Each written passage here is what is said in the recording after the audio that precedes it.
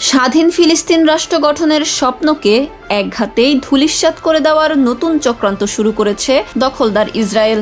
অধিকৃত পশ্চিম তীরকে দুই ভাগে কেটে আলাদা করে ফেলার লক্ষ্যে জেরুজালেমের অদূরে বিতর্কিত E1 এলাকায় নতুন আবাসন প্রকল্পের দরপত্র আহ্বান করেছে নেতানিয়াহুর আবাসন মন্ত্রণালয়। আন্তর্জাতিক নিয়মকানুনকে তোয়াক্কা না করে নেওয়া এই চরম অধ্যত্বপূর্ণ পদক্ষেপের বিরুদ্ধে এবার একজোট হচ্ছে বিশ্ব। কৌশলগতভাবে অত্যন্ত সংবেদনশীল মাত্র 12 বর্গ কিলোমিটারের E1 এলাকা, সেখানে প্রায় ৩,৪০০টি নতুন ঘর তৈরির সুদূর প্রসারী মাস্টার প্ল্যান হাতে নিয়েছে তেল আবিব। এই এলাকায় ইহুদি বসতি গড়ে উঠলে পুরো পশ্চিম তীর ভৌগোলিকভাবে উত্তর ও দক্ষিণে বিচ্ছিন্ন হয়ে যাবে, আর এর সরাসরি প্রভাব পড়বে ফিলিস্তিনিদের ভবিষ্যতের ওপর।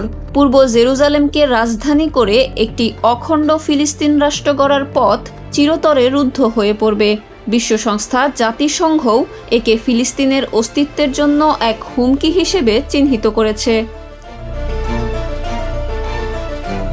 ইসরায়েলের এই বেআইনি সিদ্ধান্তকে সরাসরি প্রত্যাখ্যান করেছে মুসলিম বিশ্ব।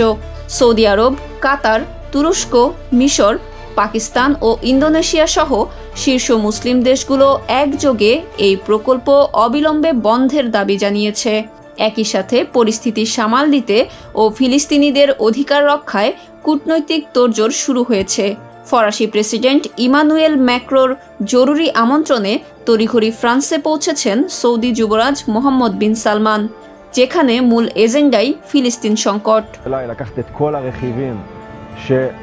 এই ইস্যুতে এতদিন নীরব থাকলেও এবার নড়ে চড়ে বসেছে পশ্চিমা বিশ্বও। যুক্তরাজ্য, ফ্রান্স, জার্মানি ও কানাডা সহ 7টি শক্তিশালী দেশ যৌথ বিবৃতি দিয়ে ইসরায়েলি এই পদক্ষেপকে কঠোর ভাষায় নিন্দা জানিয়েছে। ব্রিটেন ইতিমধ্যেই ইসরায়েলি রাষ্ট্রদূতকে তলব করে কৈফিয়ত চেয়েছে। অন্যদিকে খোদ ইউরোপীয় ইউনিয়ন এবার ইসরায়েলের ওপর বাণিজ্য, শিক্ষা, নিরাপত্তা ও কূটনৈতিক স্তরে সরাসরি বড় ধরনের অর্থনৈতিক ও কূটনৈতিক নিষেধাজ্ঞা চাপানোর খসড়া প্রস্তুত করেছে। ফিলিস্তিনের মানচিত্র বদলে দেওয়ার এই ইসরায়েলি চক্রান্ত কি এবার ইউরোপ আর মুসলিম বিশ্বের যৌথ প্রতিবাদের মুখে বেস্তে যাবে, নাকি সব তোয়াক্কা না করেই নিজের আগ্রাসন চালিয়ে যাবেন নেতানিয়াহু?